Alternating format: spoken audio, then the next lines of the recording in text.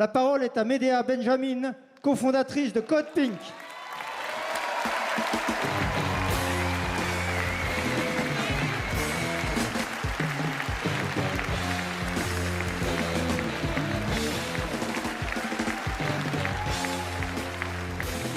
Thank you so much. It's such an honor to be here and to look out at you and know that we are one big family that loves humanity.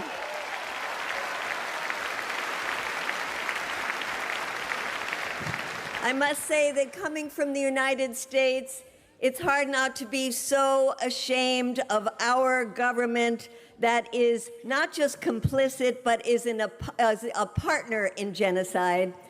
But I am delighted to represent the millions of Americans who are fighting back, the millions of Americans who are saying absolutely no to this genocide. One of the things I have the pleasure of doing day after day is going to Congress, where we run after the Congress people, stick our telephones in their faces and say, why are you supporting genocide? And then put on the social media the stupid things they say, along with the amount of money they take from the pro-Israel lobby groups.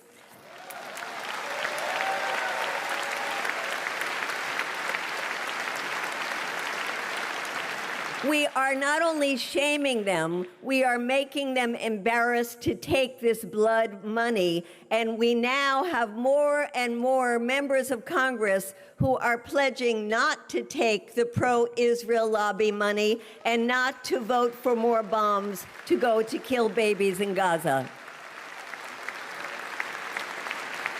Unfortunately, Trump is trying to hold together the Republicans in support of Israel, but he is losing his base because the base is saying you're supposed to be America first, but instead you are Israel first.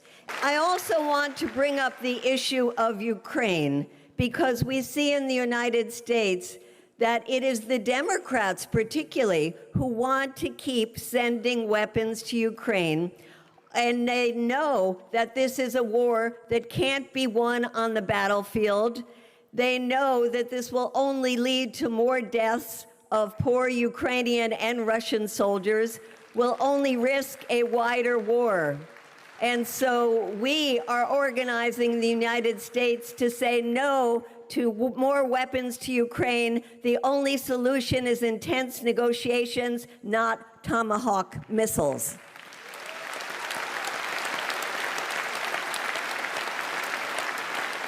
But that also brings me to the issue of NATO, where we are told we need NATO to protect us. We need to put more of our money into NATO. And we say, no, it is a war machine that needs to be dismantled.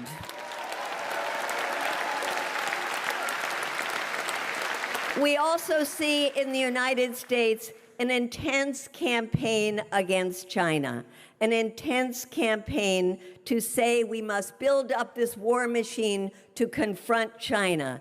This is the way that our government covers up for its terrible economic policies and a way it justifies this trillion-dollar budget.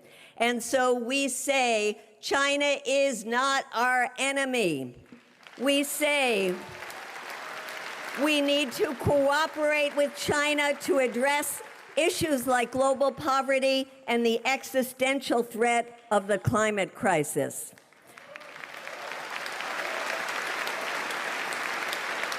We also see our government going back to the old days of the Monroe Doctrine, where we can dominate Latin America with this new fake drug war, where we're blowing up boats off of Venezuela as part of a campaign for regime change in Venezuela. We say, hands off Venezuela.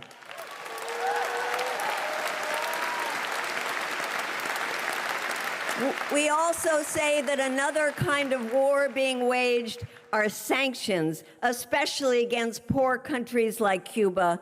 We say, hands off Cuba, lift the sanctions.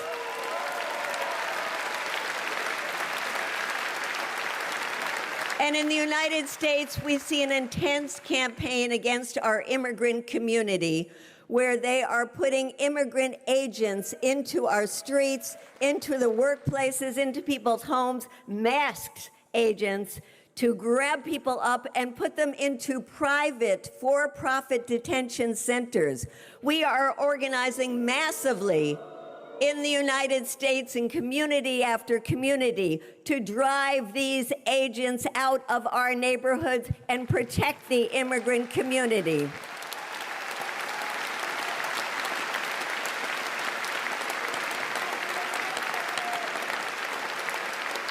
I also don't know if you saw when Trump and the Secretary of, it's now called War, which is appropriate, not defense, the Secretary of War gathered 800 generals together to talk to them. And one of the main messages is that there is a war internally in the United States against us, what he calls the lunatic left, and that he wants to use the troops in our cities to fight against us. And so we say no to armed troops in our cities.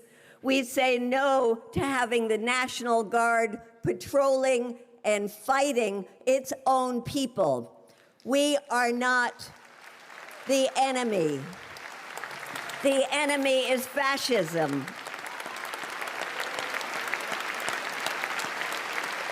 And so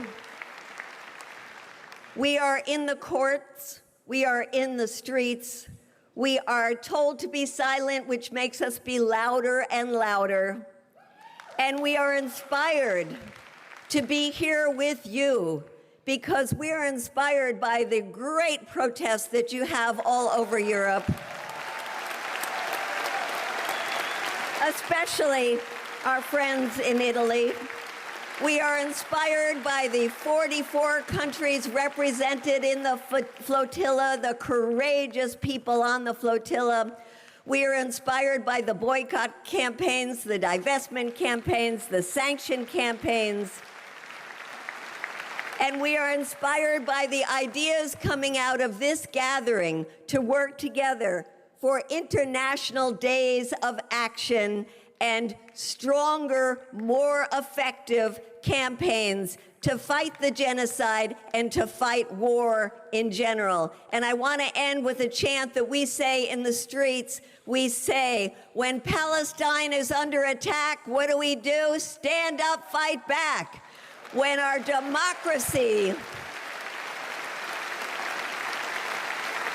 democracies are under attack, what do? Stand up, fight back. Free Palestine. Thank you.